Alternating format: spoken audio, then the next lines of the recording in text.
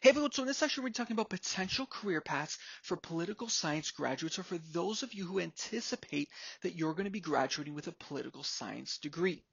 Now, this is going to be particularly relevant for those of you who want to stay within this sector when you graduate, not so much for those of you who are looking at specific positions or specific industries outside of this realm. This is because those are largely going to depend on your specific interests, but also the specific requirements of the position that you happen to be targeting. The other thing to consider is that this is going to be an introduction and only a few of the paths that you can consider are going to be discussed here, and hopefully this will act as a great starting point for you to do future research on as well. Now, one of the first areas we want to talk about is a sector of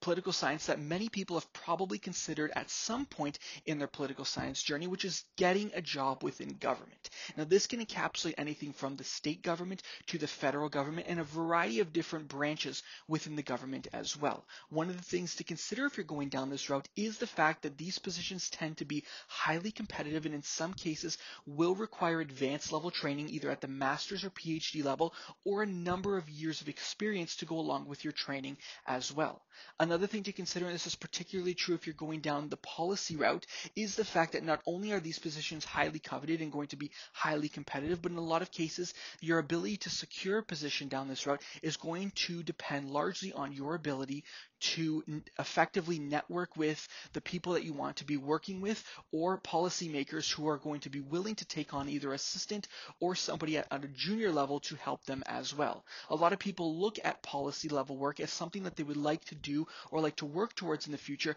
but of course these positions will often be for mid-career professionals or for professionals who have a number of years of work experience in this particular realm, and in some cases in addition to advanced level training as well. Now, the next route we actually want to talk about is going down the management consulting field. Now, management consulting itself is super interesting because of the fact that it can encapsulate a variety of different things. When you think of management consulting, a lot of people think of bulge bracket consulting firms, which of course tend to have public sector practices within their firms, but it can also encapsulate some boutique firms or even one or two person firms who are working on very specific projects with specific segments of the government or with some industries as well who interact regularly with the government as well. Now, if you're looking to go down the big consulting route at a bulge bracket consulting firm, they will tend to recruit students from highly sought after undergraduate programs, very prestigious programs who have very strong undergraduate transcripts and in some cases advanced level training as well. It's also important to remember that some of these positions are extremely competitive as well, and a lot of these practices aren't necessarily as big and built out as some of the other practices within bigger consulting firms, but there are something that are available to those who might qualify for them. Now, if you're going down the boutique consulting route, one of the things to actually consider is the fact that it might be very effective for you to meet some very key people within the field that you're hoping to work in. Because it might be a smaller firm, you might have the ability to work on some bigger projects or to work directly with either a principal consultant or a partner, which might allow you to forge the relationships that you need to be able to secure a position that's more in tune with what you're looking for in the future. Now, the next route might actually be the opposite of this, which is going to work at a particular company in a government relations type of role. Now, the issue with this type of position is the fact that in a lot of cases, it will require students or candidates to have a number of years of work experience, either working in a consulting firm or working in policy directly or within a government agency. However, this is something that a lot of people tend to work towards if they want to get out of consulting or out of a policy type position and into an actual industry. But you might also search for some positions or some industries or companies that might be open to somebody at an internship level or at a junior associate level, or who might be able to honor some internships that you've had that is similar to the type of work that they're going to be doing as well. Now, the next route might be further education. A lot of people might look at a master's and a PhD type of program to not only make themselves more competitive to some of the positions that we've discussed briefly, but to also do some teaching either at the college or university level or even at the high school level to a certain extent also. Another thing to consider that's kind of auxiliary to this is going down the law school route. Political science tends to be one of the most popular majors for students who tend to consider law school, particularly students who who are interested in public law or who are interested in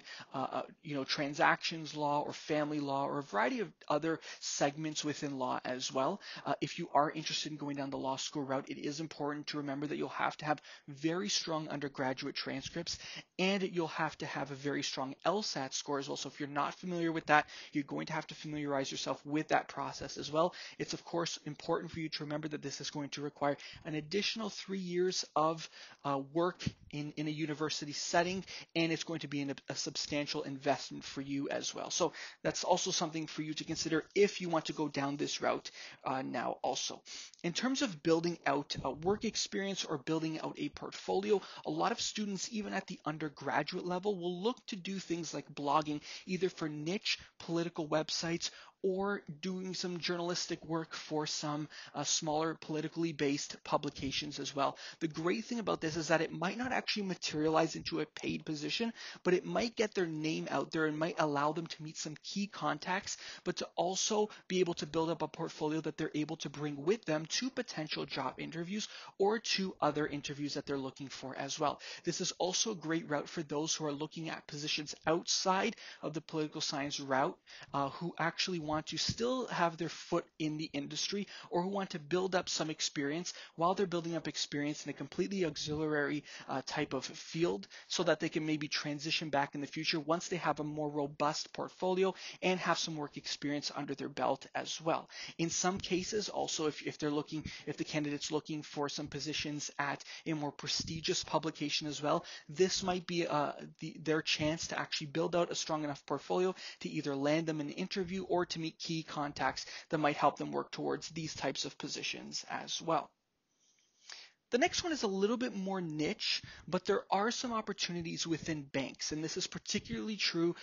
depending on the specific country that you're looking at, but there are some sectors, particularly if you're talking about things like equity research, that do look at the political climate that's associated to some specific sectors and industries that banks might actually be analyzing for the purposes of investment. Now, this might actually require students to have advanced level training, but also training in economics to also understand the economic impact of some of these decisions that might be happening geopolitically. And so that might be something for you to also consider. This is going to be something extremely niche and extremely highly competitive as well, and it's going to depend largely on where you're actually located and what your background is as well. So if this is something that interests you, you're probably going to need very specific training, and you're probably going to have to come from a very strong undergraduate program or a program that has very direct ties with the specific type of research that you might be doing in a bank setting as well. The last area is not-for-profits. This one might seem a little bit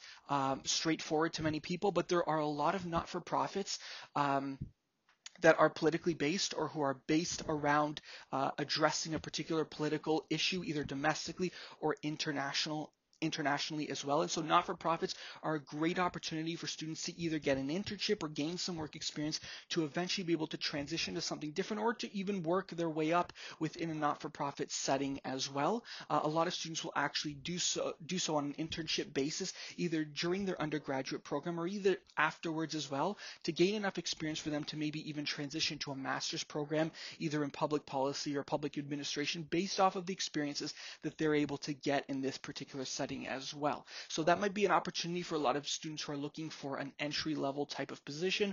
or even a volunteer type of position, for them to build up some skills necessary that they can maybe transfer to a different type of role in the future as well. So hopefully we've provided you with a general overview of a few different things that you should look into. Of course, we've just scratched the surface, so there's tons of other opportunities for you to look at as well. And of course, these are just very, very specific things within the political science realm. There's of course many political science graduates have transitioned to completely different industries and completely different sectors, and have found tremendous success in doing so as well. So I'd like to hear your thoughts, comments, questions, and concerns in the comment section below. As always, thank you so much for listening to this. Please make sure to subscribe and like if you appreciate it. And as always, we'll see you in the next one.